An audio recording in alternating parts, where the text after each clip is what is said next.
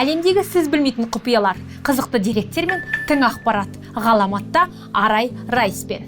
Кино сүйер қауым үшін және кинокритиктер үшін бүгінгі шығарылым міндетті түрде қызық болмақ. Себебі біз сүйікті киностудияларыңыздың логотипі жайында ақпарат пен құпиялармен бөлісеміз.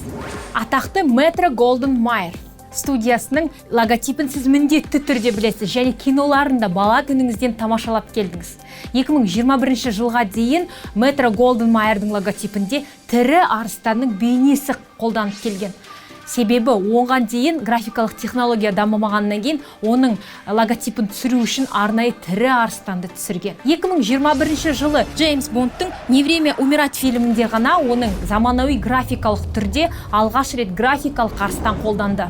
1917 жылы алғаш пайда болған Golden Pictures екінші студиямен бірге Metro-Goldwyn-Mayer, яғни MGMO студиясы болып ашылады.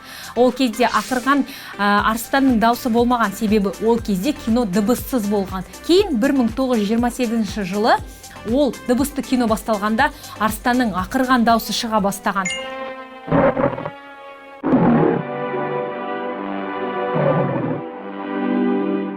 Осы арыстанды бейнелеу үшін 7 арыстан түскен. Соңғы арыстан осыдан бір ғасыр бұрын түскен. 7 актер арыстанды түсіріп, оны логотипте пайдалану үшін арнайы түсірілім жасаған. Арыстандарды кастинг арқылы таңдап, дыбысын бөлек жазған. Дәл сол логотиптің үстінде искусство ради искусства деген жазуы бар. Яғни өнер үшін өнер. Логотиптің өзі арнайы өнер үшін жасалған өнер болып табылады. Дисней туындылары керемет қамалдарымен әлемге танымал. Ол Дисней паркының өзінде кіреберісте дәл осы мультиктағы бейнедегі қамалдары бейнеленген. Бұл да бір жарнамалық шешім. Аладдин, Красавица и чудовище, Пираты Карибского моря секілді туындылардың барлығында делік логотипі қойылады. О бастан 80-ші жылдарда Дисней тек қана Уолт Дисней өздерінің жазуын жаза бастаған. Кейін өзінің Золушка секілді керемет туындыларындағы қамалдарының прототипін логотипке айналдырады.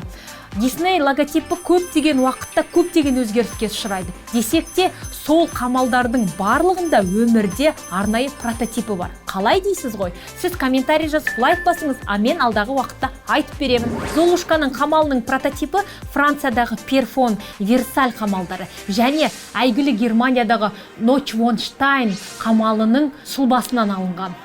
Сонымен қатар Дисней өзінің керемет туындыларының көңіл күйіне байланысты түстерін ауыстырып отырады. Егер фильм сондай көңілді болса, жарқын, қарқын түстегі логотипін берсе, көңілсіз немесе көңілді түсіретін оқиғаларға толы болса, кішкене сәл қоңыр, жабық түстерге ауыстырып отырған. Columbia Pictures факел ұстаған әйелдің бейнесімен көптеген логотипі бар кино көрдіңіз балалық кезіңізде. Колумбия деген кім?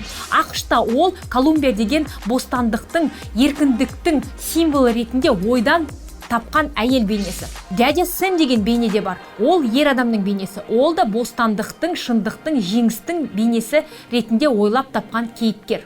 80-ші жылдары Columbia Pictures'та керемет бір өзгеріс болады. Ол жерде факел ұстап тұрған әйелдің бейнесі Coca-Cola'ның бутылкасының құтысына ұқсайды. Неліктен? Себебі 80-ші жылдары дәл сол киностудияны Coca-Cola компаниясы сатып алып, жарнамалық шешім жасады.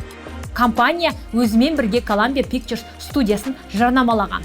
Заманауи заставканы өзгерту үшін 90-шы жылдары әйгілі суретшіге тапсырыс береді. Онда ол заманауи қыздың суретін салады. Яғни Дженни Джозеф есімді қызды Columbia Pictures'тың факел ұстап тұрған қызына ұқсатып таңдап алады. Жай ғана үйдегі лампаны қолына ұстатып, сол қыздың бейнесін салады. Қазіргі таңға дейін сол суреттегі образ өзгермеген, тек қана төменде Sony деген жазуы бар. Себебі қазіргі таңда Columbia Pictures компаниясы Sony компаниясына тиесілі. Арай Райс ерекше арнадағы ерекше ақпарат.